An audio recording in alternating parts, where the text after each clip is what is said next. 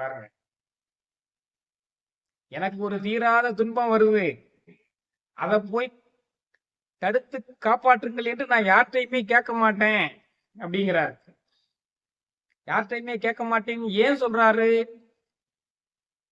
எனக்குத்தான் எல்லாவற்றுக்கும் மேலான நமசிவாய மந்திரம் இருக்கிறதே.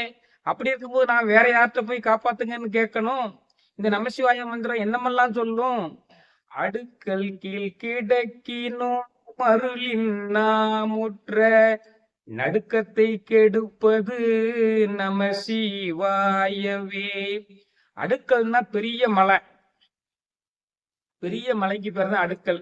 நீங்க இமயமலைன்னு வச்சுக்கிடலாம். இந்த இமயமலை உங்களை போட்டு அமுக்குதுன்னு வைங்க, அப்ப கூட நீங்க நமசிவாய என்று சொன்னால் நீங்கள் காப்பாற்றப்படுவீர்கள். அடுக்கல் கீழ் கிடக்கினும் அருளின் நாமுற்ற நடுக்கத்தை